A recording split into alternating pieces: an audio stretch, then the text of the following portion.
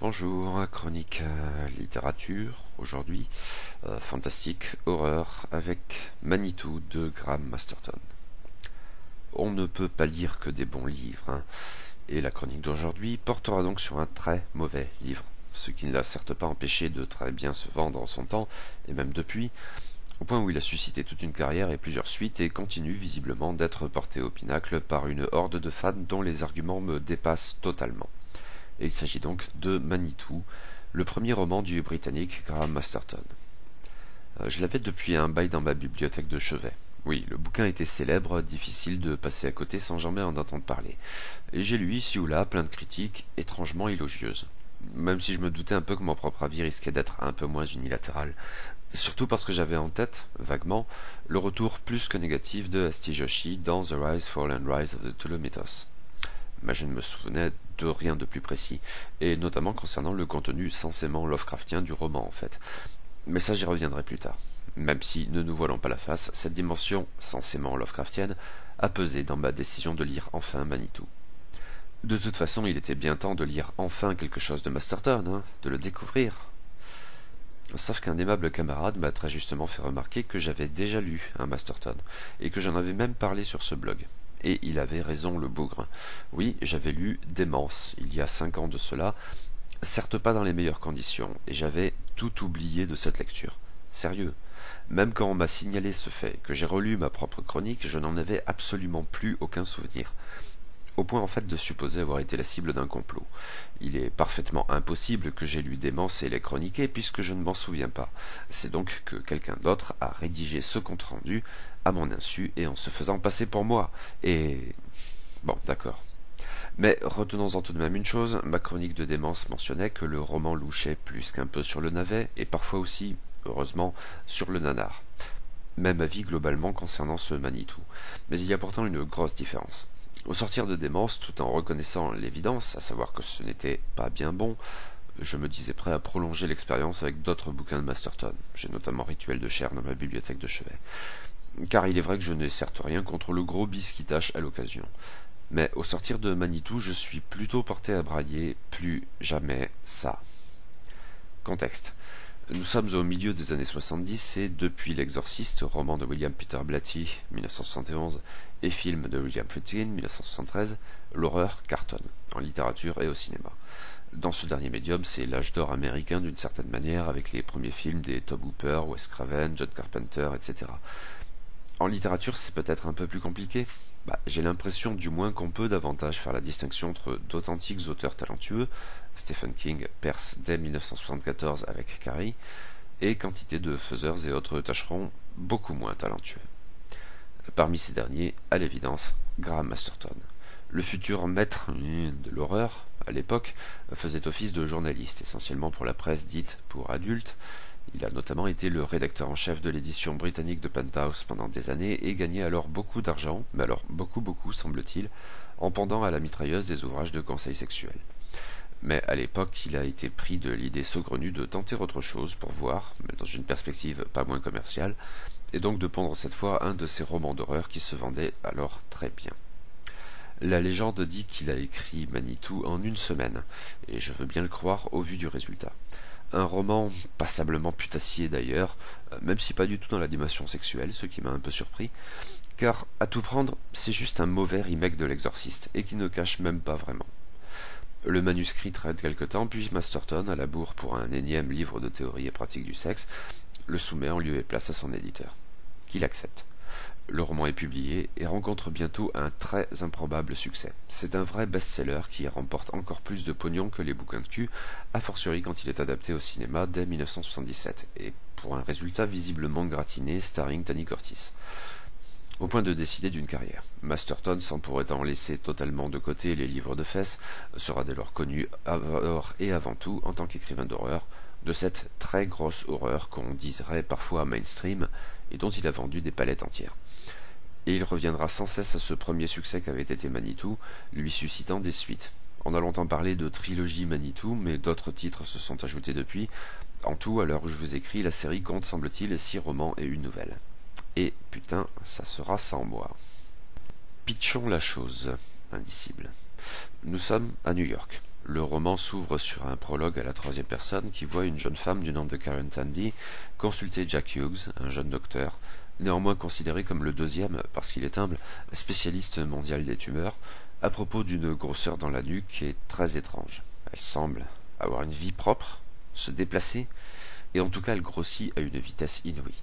Par ailleurs, un examen radiologique semble déterminer qu'il ne s'agit pas à proprement parler d'une tumeur, on dirait plutôt un fœtus qui se développe sur la nuque de la jeune femme et à toute vitesse. Il va falloir lui ôter ça, si la créature en germe le veut bien. Puis le roman passe à la première personne jusqu'à la fin. Notre narrateur est un certain Harry Erskine, prétendument un voyant, en fait un charlatan de bas étage dans sa robe verte assortie d'un chapeau pointu. Si. Il escroque gentiment des vieilles dames riches qui viennent lui confier leurs frustrations comme à un curé ou à un psy.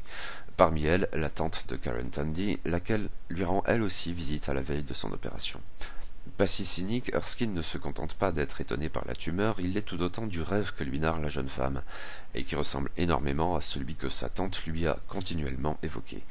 Une côte, une île probablement, et à l'horizon un de ces vieux bateaux à voile, un galion disons.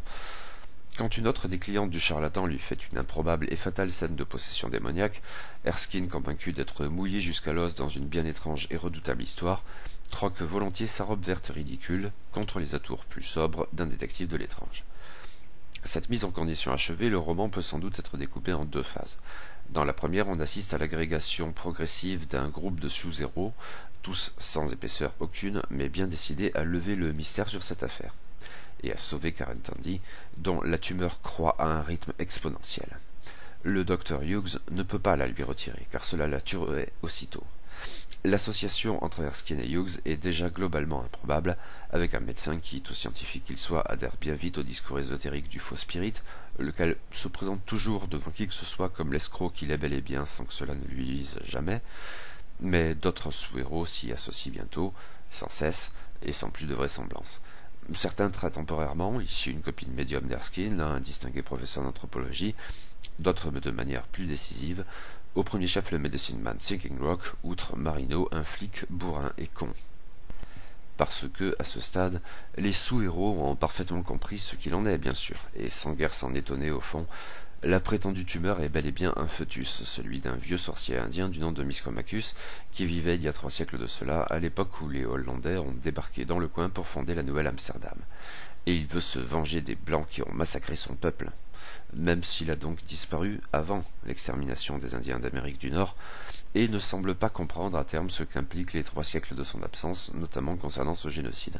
D'autant qu'il avait, semble-t-il, eu l'intuition de ce que les maladies propagées par les Blancs, qu'il n'avait jamais vues, joueraient un rôle essentiel à cet égard, mais sans bien comprendre de quoi il s'agissait et sans même y croire. Un élément crucial de la fin originelle du roman, en grand format britannique, mais squeezé dans la fin alternative, celle de l'édition de poche américaine, depuis devenue canonique.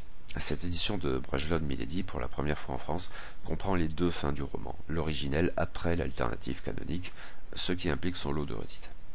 Mais cela n'empêche pas le roman retouché de s'étendre longuement sur ce sujet dans les chapitres précédant la bascule, et pas le moins du monde revu et corrigé. Manitou est littéralement saturé d'incohérences. C'est ici un cas très voyant, mais il y en a bien d'autres. Mais passons pour l'heure, car il y a donc la seconde phase du roman, qui consiste en un plus ou moins long combat contre Miscomacus jailli de la tumeur à l'hôpital privé où exerce Jack Hughes et où Karen Tandy a sombré dans le coma quand son opération s'est révélée impossible. La fin originelle, pour un roman sensiblement plus court, ai-je l'impression, ne s'y attarde pas outre mesure et donne même l'effet d'avoir été salement précipitée. Elle est aussi passablement niaise et j'y reviendrai. La fin alternative canonique est plus ample et plus tournée vers l'action, en renforçant l'idée initiale d'un véritable combat entre Manitou, au sens d'esprit, mais pas moins idiote, hélas. Et bien sûr, il faut donc prendre en compte, dans les deux cas, de très nombreuses incohérences dont l'auteur et son éditeur semblaient se foutre complètement. Mais Lovecraft alors, que vient-il faire dans tout cela?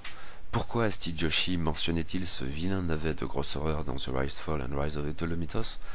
Je n'en avais plus aucun souvenir en entamant ma lecture de Manitou, d'où une certaine surprise quand j'ai lu le paragraphe en exergue du roman, mentionnant le sorcier indien Miscomacus et signé H.P. Lovecraft. Ce qui ne me disait absolument rien.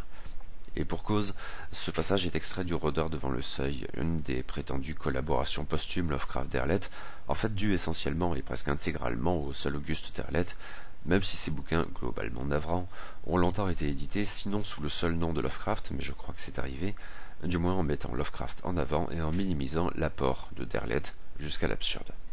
Mais à en croire Estijoshi, Masterton a ici eu du bol, sinon du nez.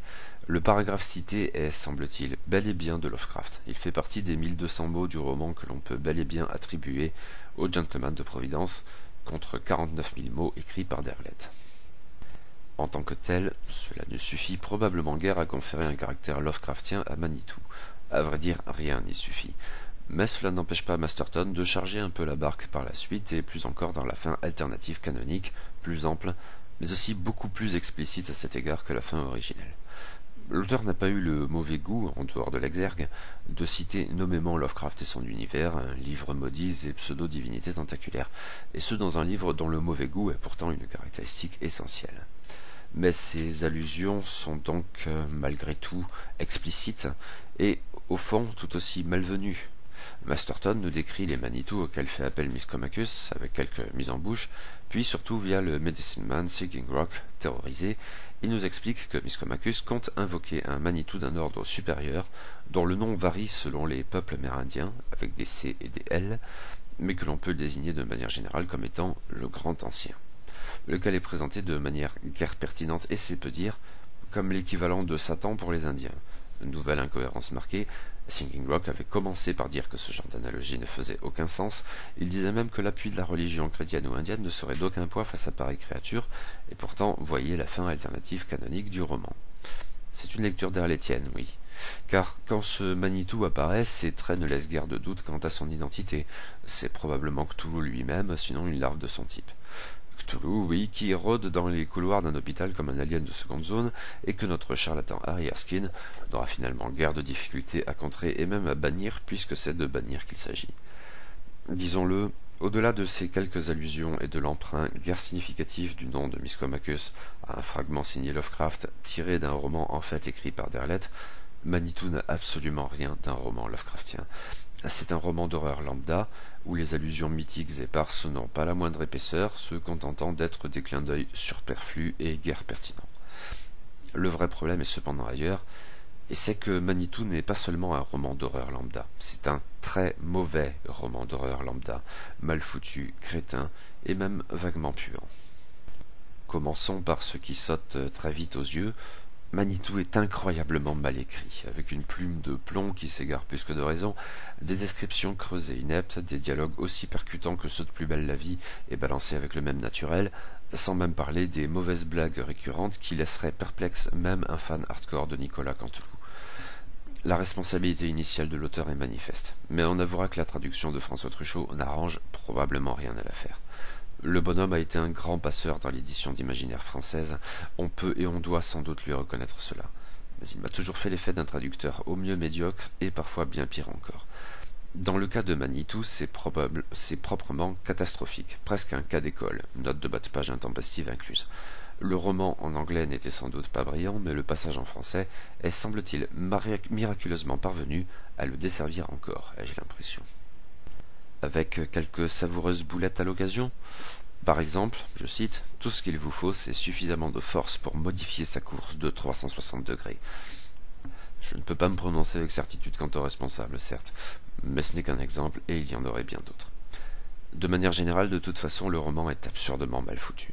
J'ai déjà évoqué certaines de ces incohérences. Elles sont très nombreuses, tout particulièrement si l'on prend en compte les deux fins du roman incompatibles. Or, la fin alternative canonique ne pourrait faire éventuellement sens qu'à la condition de remonter au premier chapitre du roman pour assurer une cohésion d'ensemble. Mais ni Masterton ni son éditeur américain ne s'en sont préoccupés. Ça saute aux yeux et, à ce stade, pareil je m'en foutisme relève de l'insulte. Mais le roman ne nécessite certainement pas qu'on se livre à ce genre de pinaillage, si c'est ce que vous voulez y voir, pour afficher son caractère fondamentalement stupide. Il est saturé d'idées idiotes et pourtant souvent prévisibles, pour un rendu assurément bisseux mais sans rien de réjouissant hélas, sauf quand l'auteur lâche tout pour se complaire de la nanardise. Un exemple ? Alors là je vais spoiler un peu, et je vais le faire dans quelques paragraphes par la suite. Bon, à vous de voir si vous voulez affronter cette chose indicible ou pas. Un exemple donc. J'apprécie particulièrement celui-ci propre à la fin alternative. Pour combattre Miscomachus et le Manitou du Grand Ancien, Erskine et Singing Rock font appel à la technologie moderne, ce qui était pour le coup très prévisible. Ils usent donc d'un ordinateur de la police appelé Unitrack, qui a un Manitou car tout a un Manitou, y compris les cailloux, le vent ou, comme ici, les produits d'inventivité humaine. Bon, admettons. Même si les scènes impliquant alors Unitrack sont à la fois ridicules et invraisemblables. On lui pose carrément la question en ligne de code comment vaincre le Grand Ancien. Il y a une part d'humour volontaire à l'évidence, mais à ce stade de bêtise, ça ne change plus grand-chose au résultat. Le vrai souci, cependant, c'est au moment de la confrontation ultime entre ce Manitou technologique et celui du Grand Ancien, quand la victoire d'Unitrack est assurée parce que le Manitou de l'ordinateur invoqué par Erskine est blanc et chrétien. Oui, on parle de l'esprit d'une machine. Et qu'importe si Singing Rock avait sans la moindre ambiguïté expliqué plus haut que l'implication religieuse chrétienne ne serait d'aucune utilité face au Manitou du Grand Ancien, qui s'en manquait complètement. D'ailleurs, il n'avait rien à voir avec Satan, sauf que tout compte fait si, mais alors... Bref, ça nous emmène à un dernier point, même si l'on pourrait se contenter d'y voir simplement une autre forme de bêtise. Manitou est un roman qui pue quand même un peu.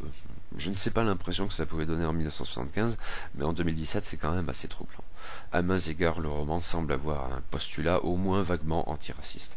Miscomachus réclame vengeance pour les siens que les Blancs ont exterminés, et Erskine et ses copains admettent que oui, certes, il a ses raisons d'être furax, et hop. Mais dans les faits, ce postulat est en fait perpétuellement mis à mal par le comportement effectif des personnages et les pensées que leur prête l'auteur.